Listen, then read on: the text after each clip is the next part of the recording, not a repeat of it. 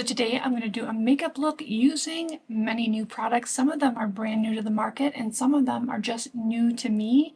And I'm breaking out a few very affordable favorites. For those of you brand new to my channel, my name is Stacy and I am a master in medical esthetician. I spent my whole entire adult life in the beauty and aesthetics industry, owning salons and spas. So my background, training, and life's work is in all things beauty and aesthetics. So today I started with a very important step that should never be skipped, in my opinion, being someone who is a skincare geek, is sunscreen. So this is the Elta MD UV Daily Tinted Sunscreen. It's a really beautiful sunscreen that adds some hydration to the skin. It has wonderful ingredients and it's a zinc oxide based sunscreen. So let me just show you the consistency of this, because if you haven't tried it and you like something that really blends in beautifully and leaves a really nice finish on the skin, this is one worth trying. It looks beautiful under makeup or on its own, and it gives just an ever so slight bit of tint. Now, it's not going to look like foundation, but it does give a nice kind of evenness to the complexion. So I go back and forth on whether I do my eyes first and then my complexion, or the complexion first and then my eye makeup. For most of my life, I usually did my complexion first and then moved on to the eyes, but today I'm going to reverse that, do my eyes first, move on to the complexion. You guys, something I'm going to be trying and I'm excited to experiment with is the new Anastasia Beverly Hills complexion stick.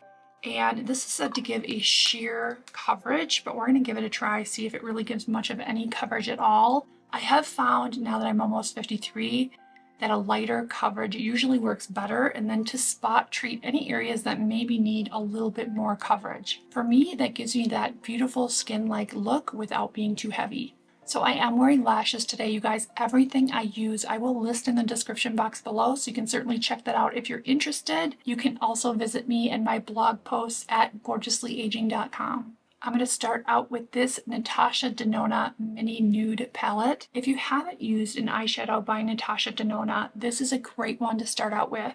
It is neutral colors, it is beautiful, and Natasha Denona has nailed the formula. It is one of the most beautiful eyeshadow formulas I've ever used. I'm going to start with a BK Beauty 212 eyeshadow brush, and we're going to start with this color here. And I'm just going to put a little bit on the brush and just make a little bit of contour. Now, an eyeshadow primer really does help intensify the eyeshadow and makes it stay, but for today I want a little bit softer look. And many days I go without eyeshadow primer. When I do use primer, I really have been liking this Too Faced Shadow Insurance. It really does help the eyeshadow stay and makes the colors have just a touch more vibrancy. So I just like to go back and forth above the movable lid, just lay down a tiny bit of color here. This helps lift the eye and give the eye a little contour. Now you could certainly stop at that, but I'm going to go ahead with just a little bit of this darker color. Now I did do my brows off camera and I will list those items in the description below as well. I'm going to use that very same brush and just a tiny dab into that darker color and just build up a little bit of color in this corner. I'm going to pull this down just to create almost a little upward lift there. I'm going to use the BK Beauty 210 brush, go back into that light color, and just create a little bit of softness under the eye. And again with the dark color,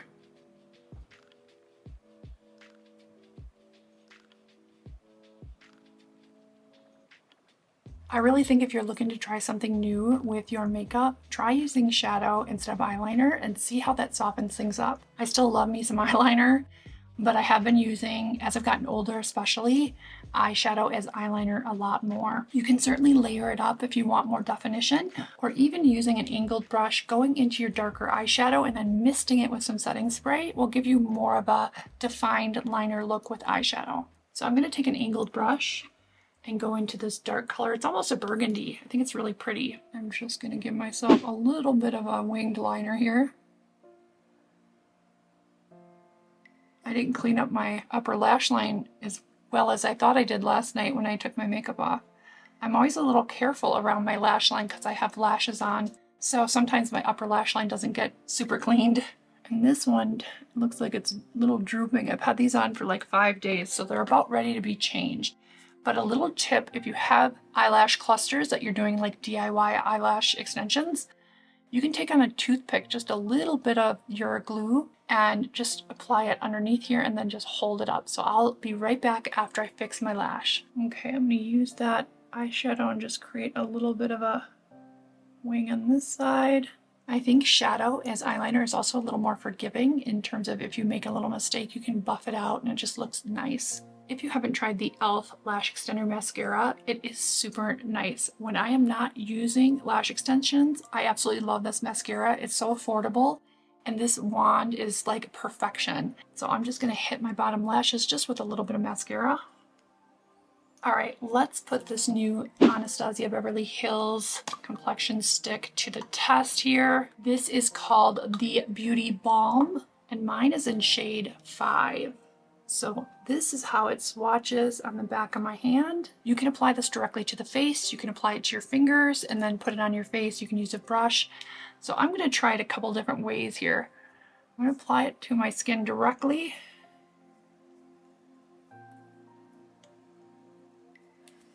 And then just using my fingers to rub it in. I think this is a way when you apply it directly to your skin to make sure you're getting a fair bit of product. It's very hydrating feeling. It has a nice slip to it, so it does go on very smoothly. It feels really nice. The true test, we'll see if it gives me any coverage to the redness around my nose, which I think it did. Looks like it gave me some decent coverage there. But it's not meant to be a full coverage, so just bear that in mind. So now I'm just going to put it directly onto my fingers and rub it in, which is so convenient. Of course, you could use a sponge or brush. I think this would be really nice for summertime when you don't want a super heavy coverage. You want your skin to look pretty and fresh with just a little bit of evenness or coverage. It does feel like it has some nice hydration. So for aging skin especially, that's always nice to have that bit of hydration there. Some of these matte formulas really make the skin look, I think, more aged than it is. So I think for convenience, going directly to the skin with the stick, but it really depends on how much product you want on your skin, and you can also spot treat so easily just by putting it on your finger and then just going right to the areas that need a little more coverage. So my first impression is I like it a lot. I like it a lot. It seems really like a convenient product. I think this stick would be so great to carry in your purse for touch-ups as well. So I'm going to move on to the Milk Makeup. This is the Sculpt Stick. Now, I think these are so cute. I got these during the Sephora sale. So mine I did try, and I dropped it and took a chunk out of it. But my first impression was really positive. I've actually used it a few times now. So this is not a first impression, but it's so easy to use. And I love the cool tone of this for truly sculpting the face. So for bronzer, a nice warm tone is great for giving the skin a little bit of a golden flush, but for sculpting, a cooler tone is ideal.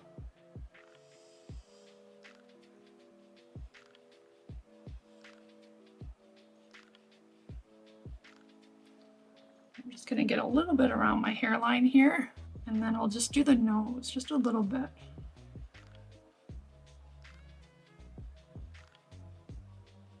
And for blending, I'm going to use an IT Cosmetics airbrush brush. I love this for blending out contour. It's got a nice stiff end. Just patting it is enough to blend in the contour. You don't have to rub. If you do need to rub a little, like I do around my hairline, I like to flick it back just to blend into the hairline a little better. And of course, if you have any kind of jowling or double chin or anything like that, a little contour around the jawline and the chin works wonders. Now I do like to use something a little smaller for the nose. So I'm going to use this Lorac brush. I don't even know where I got this, you guys, but anything that has, you know, a kind of this shape, for me, works really nice for nose contour. And a concealer brush actually is really nice for a nose contour as well.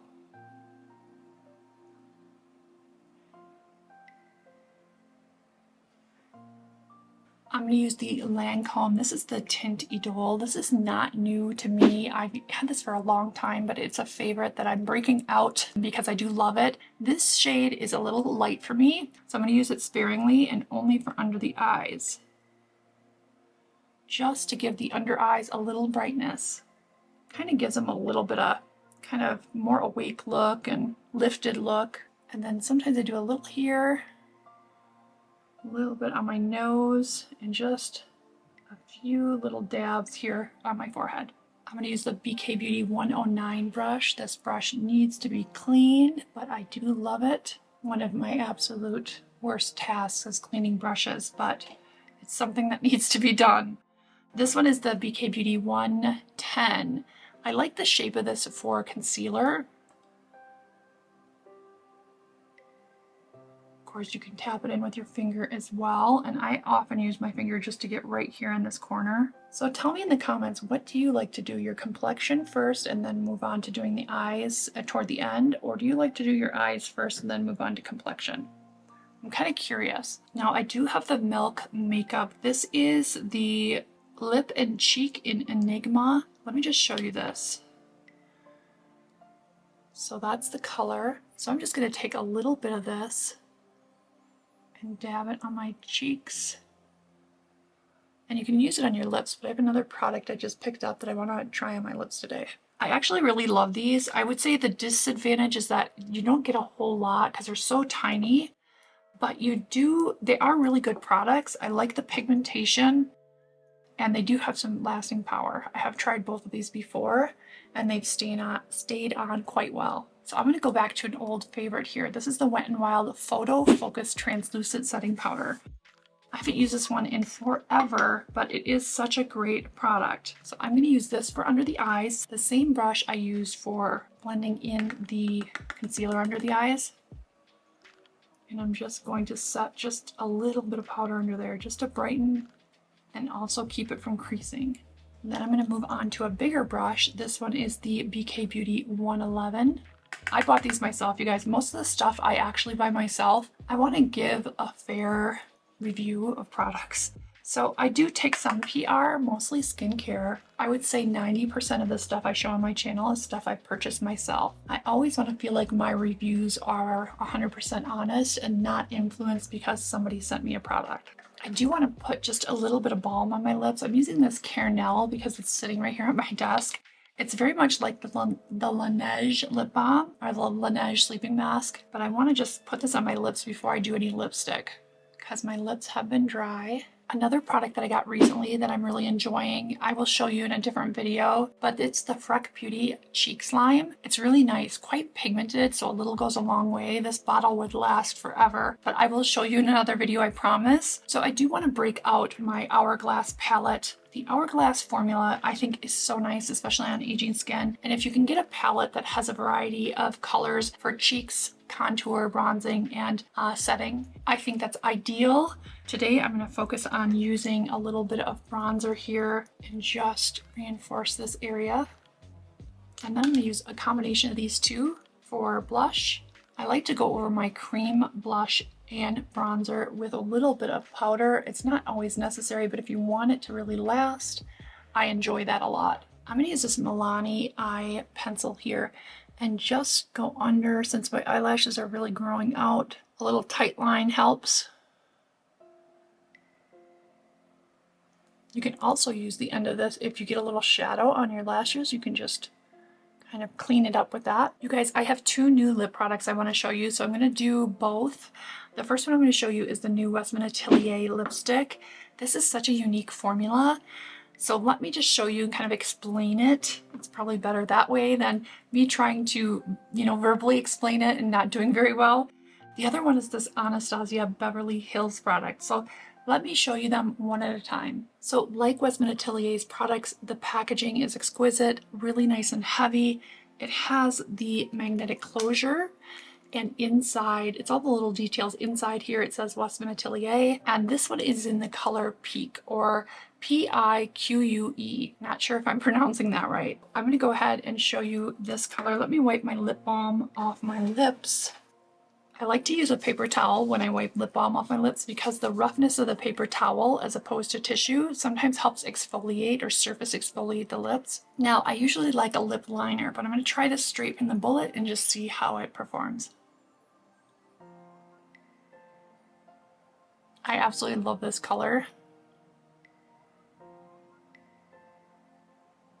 So this has the most unique feeling because it's supposed to be a soft matte, but it has a almost hydrating feel, which is really unusual because most mattes go on and then within a few minutes they feel really dry in the lips and accentuate any cracking or texture on the lips. This one doesn't seem to do that as much. So I really love it. Now I haven't tried it when my lips are excessively dry, but I have pretty much chronically dry lips, and with a little bit of balm first and then wiping it off, I think it looks beautiful. So here is a swatch. I think it's such a pretty formula and just a beautiful color. Okay, let's wipe that off and then we're gonna get into this Anastasia Beverly Hills product. I hate to wipe this off almost, it's such a pretty color. So I'm gonna touch up with a little of this around my lips since I used a paper towel to wipe off that lip color. I think that's so nice about this, just quick dabbing and just touching up. So this is called the Pure Hollywood Lip Velvet, and I'm going to show you here how pretty this is. I think the formula is quite different than the other one I showed you by Westman Atelier. It has that more dry texture. I really think this one, if your lips were really dry, would show that texture in the lips. I do really like the wand on this one. It allows you to be pretty precise, especially when you're not talking. And I think the color on this is pretty. I do like the color better of the Westman Atelier. And for me, if I were going to wear this all day, I would probably apply a little Vaseline or Aquaphor over the top just to give it a tiny bit of sheen. I do like a matte lip, especially in the evening. I think it can look really stunning and sophisticated. But this one, I have a feeling for me would just become uncomfortable over time. I love it. I will get full use out of this, but I usually will doctor it up with a little something for hydration. Now this isn't as dry as some matte lips, so it is more of that velvety finish, but it is much thicker when it goes on the lips than the Westman Atelier. I do really love this Summer Fridays. This is the Lip Butter Balm. This would be the kind of thing I would typically put over a matte lip or a matte velvet type lip. This is a very nude color. It really goes great over everything, and it's beautiful on its own. So you can see how that just gives it a little sheen and it makes it have a little hydration as well. So depending on your preference, this is just mine. When I have a matte lip that's a little bit drier than I like, I usually will top it with something hydrating. So this is the finished look, actually pretty quick if I were not doing it on camera.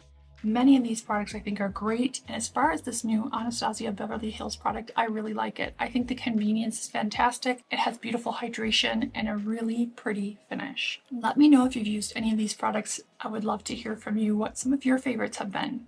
Thanks so much for watching. I'll see you next time.